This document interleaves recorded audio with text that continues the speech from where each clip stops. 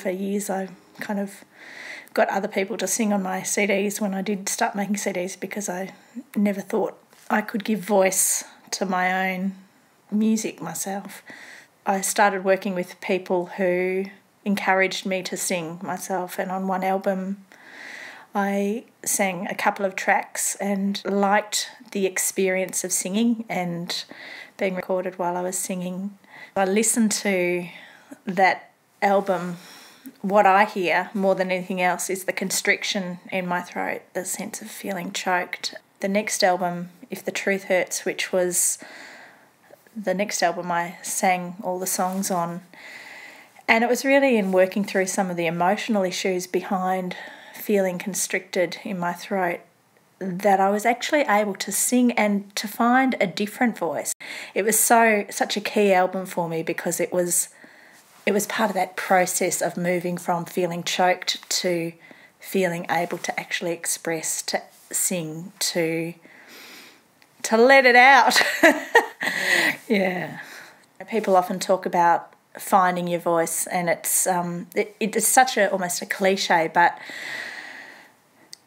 for me, literally that process of coming to trust my ability to sing my own songs has paralleled my ability to speak my own story for what it is.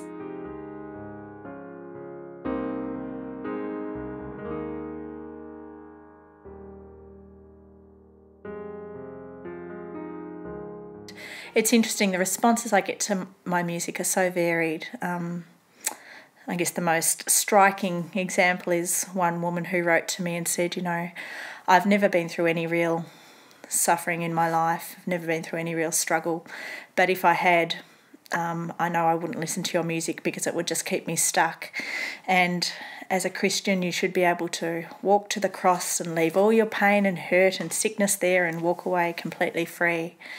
And they say you should never make friends with a songwriter, because if you have a disagreement, they'll write a song about it. So I wrote a song about this woman, and your words fall like lead balloons, filled with judgment, feigning freedom. You pounce upon my heart with praying claws, victim to your expectations. Walk a mile in my shoes before you tell me how to be. Walk a mile in my shoes before you tell me to be free. Then I get responses from people who say, your songs give me such hope, because they express things that I feel and things that I've wanted to say but haven't had the words to say.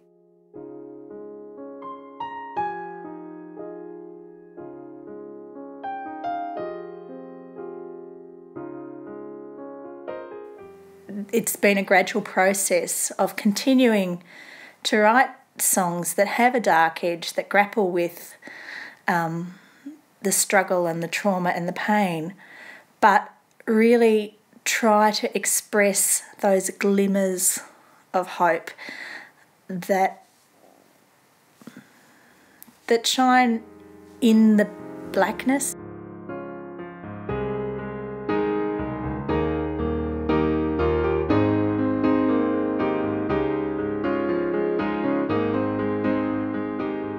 The songs that most speak of that process of beauty or hope coming out of pain, I don't want to be really mystical about it or, super spiritual, but there is this sense in which the songs write themselves, that the hope presents itself as the song is being written. It's not even bringing beauty or hope out of pain. It's allowing beauty and hope to surface out of pain, even in a way that surprises me as the creator.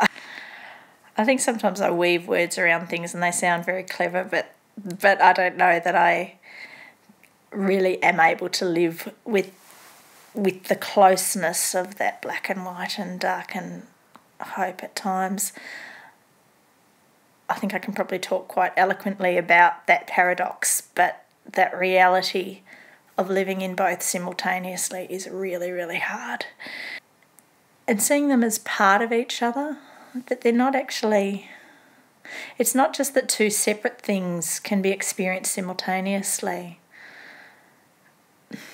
It's like the power of tears. You can see tears as something pain-filled, but at the same time they can be healing, or they can be cathartic or expressive. And it's not that the catharsis or expression is happening simultaneously to the pain, it's that in that pain is the catharsis, or is the expression, is the healing.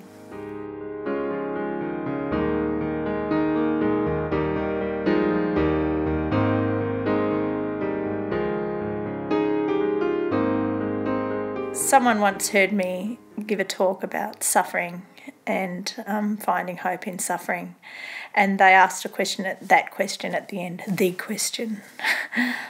Doesn't this just keep you stuck, going over and over this? Have to look at that question in a big, long-term context. If I look at where I was 20 years ago, I don't think I'd even recognise myself. And if I look at, or if I imagine what I might be in 20 years' time, I hope that I won't recognise myself. I hope that there will be enough change and growth that takes place over that time.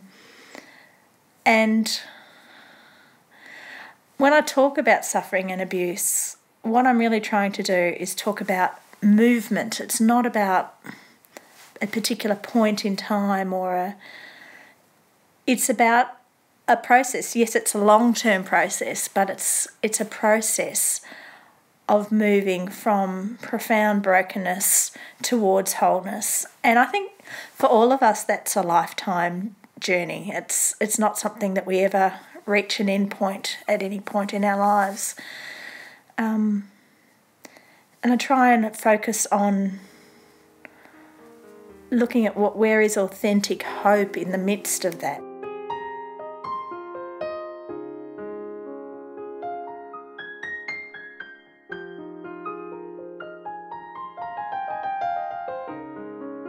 Whenever I've tried to forget and ignore the feeling of being trapped as a child, I've ended up feeling trapped in the present. And I think if you don't address pain, if you don't look at and hold pain, it doesn't go away, it just moves to a different part of your life. And so it expresses itself anyway in my life. Isn't it a better thing to express it creatively and by bringing hope and beauty out of it than to express it in acting out or in pathological ways? I think in the end, what keeps any child being abused alive is creativity. It takes my breath away. I just think it's amazing that a child can even push totally out of her consciousness the awful stuff happening to her until such a time as she's safe to remember it without it destroying her. I think that's an incredibly creative response. So I think I learnt creativity from a very, very early age. And I think in my later life, writing, music and words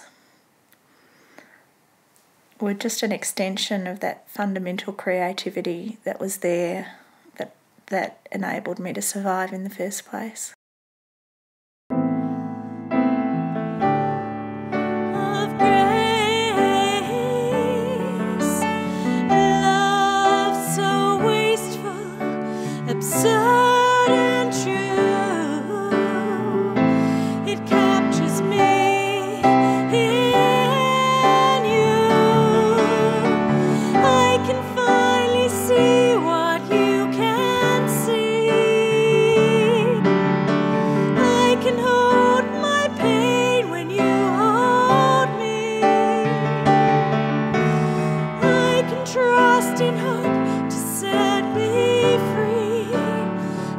can see my beauty.